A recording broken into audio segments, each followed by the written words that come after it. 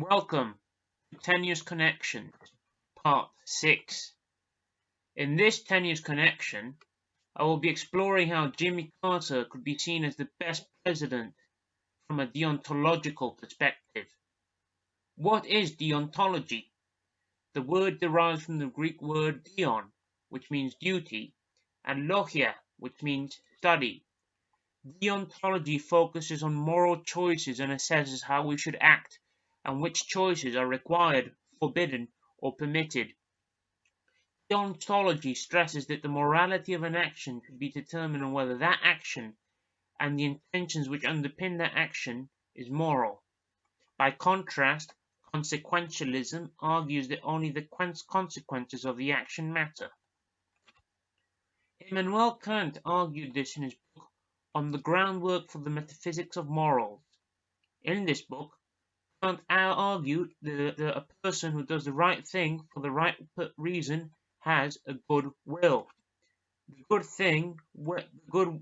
good will is the primary value for Kant, and this is completely independent from its relation to external circumstances. Kant argued that the rational order is not something that we discover and experience. It is something that humans impose on the world for the construction of their own knowledge and their own actions. Kant argued that all individuals should be seen as ends in themselves, not as a means to the goal of others. That is, the individual is an autonomous entity who thinks for himself and determines his own actions and choices. He should not be manipulated by the will of others. However, humans should respect the dignity of others. Also, in this context, morality is freedom and evil is a form of enslavement. Kant starts off his philosophical argument with the analytic-synthetic distinction. Analytic knowledge contains the predicate in the subject. For example, all triangles have three sides, or all bachelors are unmarried. The predicate is contained within the subject, and it is tautological. However, in synthetic knowledge, the predicate adds something new to our understanding of the subject, such as all bachelors are alone. Analytic judgments offer a meaning of the term, while synthetic judgments show that term interacting with something else. There is also a priori and posteriori distinction, which explains whether we know either of these judgments are true. A priori judgment is known independent of any particular experience, whilst posteriori knowledge is known from experience. A judgment is analytically true if we know it to be a priori, as we do not need experience to explain what these concepts contain. Therefore, mathematics is a priori. There can be no analytic posteriori judgment. For a judgment to be a posteriori, it must be synthetic. But can synthetic a priori knowledge be possible? It must tell us something new about its subject, and it must be independent of experience. Kant argued that moral judgments were synthetic a priori judgments. Moral judgments are not based on experience, as we do not have experience of every possible event, and it is not an analytic judgment, as it is not part of a concept that has a cause. Ethics is not concerned with the way things are, it is concerned with the way things ought to be. Experience and the empirical sciences tell us the way things are, not the way things ought to be. It cannot give us answers to these questions. Moral judgments are therefore a priori, but they are not analytic, since if they were to be solved, they'd be solved by looking at abstract concepts.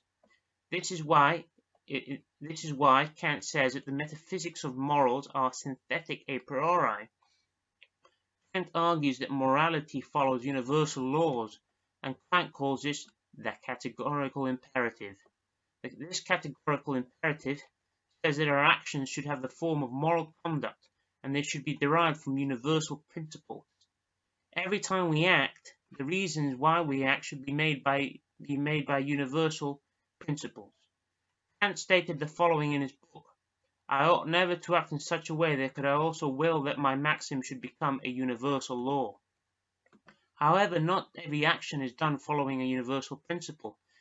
Kant argues that if we try to do this as much as possible, we should be moral out of a sense of duty.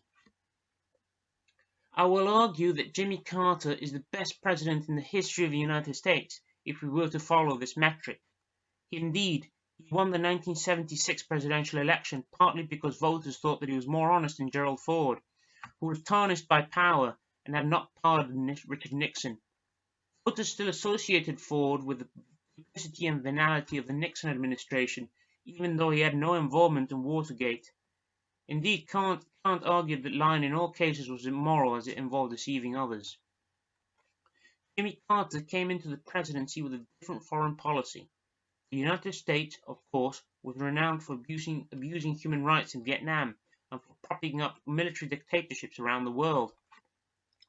Carter's foreign policy pitch in 1976 was indeed profoundly moral, and it was committed to the defense of human rights. He made the following statement in his inaugural speech: "Because we are free, we can never be indifferent to the fate of freedom elsewhere. Our moral sense dictates a clear-cut preference for those societies which share with us an abiding respect for individual human rights." Officials in the early weeks of his administration spoke about human rights abuses in Czechoslovakia, the Soviet Union, Chile, El Salvador, Nicaragua, and Uganda. This informed his foreign policy when his administration stopped importing Rhodesian chrome and reduced foreign aid to countries which did not respect human rights. Carter stressed that it was the historical birthright of the country to respect human rights, even if it did not always live up to this ideal, and Carter stressed that his stance differed from his predecessors. He defined three crucial aspects of human rights, which included the right to be free from government violation of any person, the right to basic necessities such as food, shelter, education, and healthcare, as well as civil and political rights. Countries with better human rights records would receive more support than those which did not. All of this stemmed out of the United Nations 1948 Declaration of Human Rights. Carter's greatest foreign policy success was the Camp David Accord, in which he managed to get Israeli President Begin to meet with the Egyptian President Sadat, and Israel retreated from Egyptian territory. Respect of human rights is similar to Kant's ideas, as it respects humans as being ends in themselves, which shouldn't be used by the arbitrary power of the state or some other entity as in means to an end. However, Carter's presidency is not always seen as being one of the best. Indeed, he is often regarded as a below-average president in many surveys. Stagflation continued under his presidency, that is, high inflation, which produced high unemployment and stagnation. This in some ways was the after effect of the oil crisis of 1973. By the end of his presidency, the United States had an inflation rate of 12%. Carter also continued a policy of detente, that is, compromise with the Soviet Union.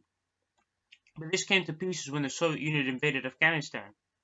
Additionally, 52 American diplomats were taken hostage for 444 days between 1979 and 1981, and this happened in Iran after supporters of the Iranian Revolution took over the American embassy. Carter ordered a rescue mission, but it failed. Coincidentally, the hostage crisis ended the day his presidency came to an end. Ronald Reagan brought the high rate of inflation down by controlling the money supply and cutting government spending and cutting taxes. The economy grew. He also jettisoned detente, and its high defense spending ended up bankrupting the Soviet Union and precipitated its demise. Reagan also made little mention of human rights and promised financial aid to repressive regimes in the Philippines, the South African apartheid movement, and Chad.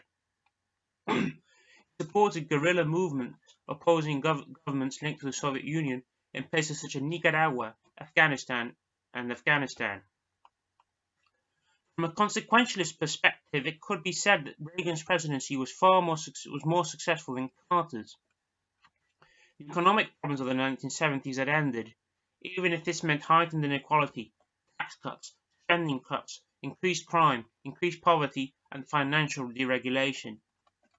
And his aggressive foreign policy brought the Soviet Union to an end. However, from a deontological perspective, Jimmy Carter is quite likely the best president in the history of the United States. He stressed human rights and tried to cut aid for repressive regimes. Kant argued that actions should follow universal principles, and Carter's actions were indeed informed by principles such as the Declaration of Human Rights. Carter always acted out of a sense of moral duty, even if the consequences of his actions were not always perfect.